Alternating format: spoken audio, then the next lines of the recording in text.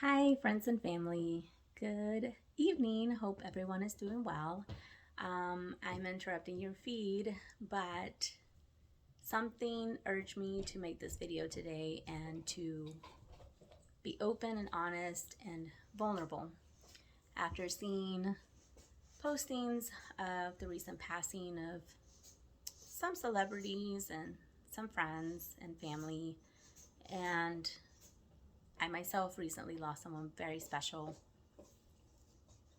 But something told me it was time for me to just give a little bit of my story because maybe it would help someone else not to feel the way they're feeling and to think about whether other options there are for someone going through struggles. Forewarning, a lot of you don't know my whole story. To be honest, most of you don't know my whole story. I'm going to share a lot of things that I haven't shared with hardly anyone, if anyone at all. But I'm not doing this to get pity or for anyone to feel sorry for me, because I am a much better person for going through the trials and tribulations that I did, because I've come out on the other side much stronger. And I hope that those watching this can see how they can do it as well if they're going through their own struggles. But I do want to warn, especially my family and friends, that some of the details I'm going to share are not easy to take. So just bear with me.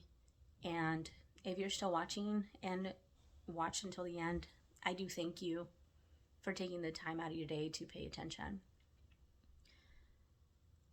A lot of you don't know, but I went through a period of very dark, deep depression, and it actually happened recently. I would say probably about 2 years ago.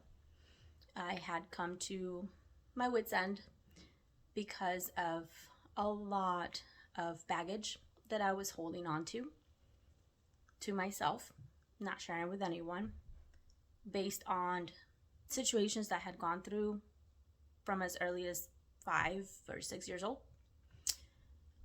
In my life, I have dealt with emotional abuse, verbal abuse, physical abuse, and even sexual abuse. It's not something easy to deal with, and I kept all of those feelings and emotions bottled up inside me.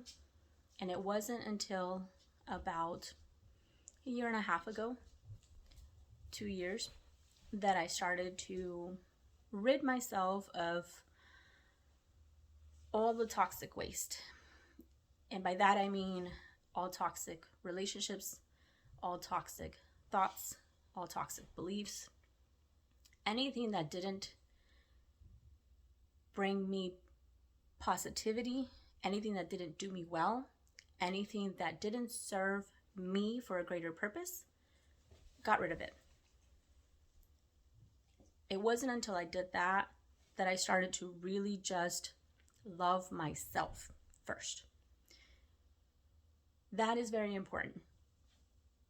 A lot of times we tend to hold on to feelings of guilt for wanting to be selfish, wanting to care about ourselves first, and putting everyone and everything else before ourselves.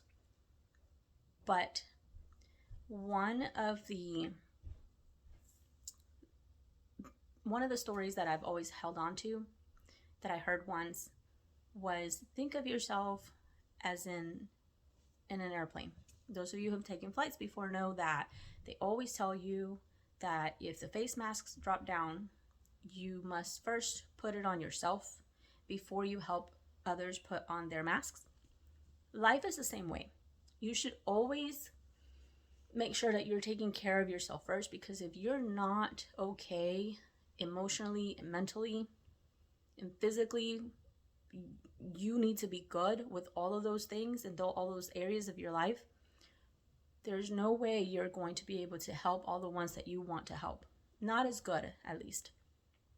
And it's going to end up taking a bigger toll on you in the end, which is kind of what started happening to me a couple years ago. It wasn't until I decided to turn all that around and focus on me and my mental stability, my mental health, my well-being, my physical and emotional health.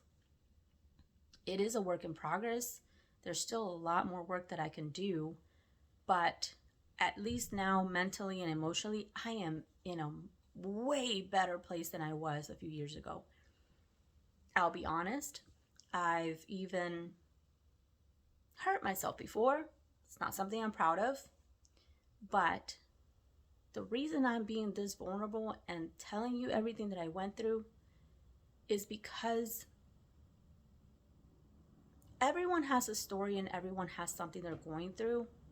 And I wish I would have opened up more and quicker to my family and friends, especially those closest to me, to not have to have gone through that by myself, and to maybe not have gone as deep into a depression that I did.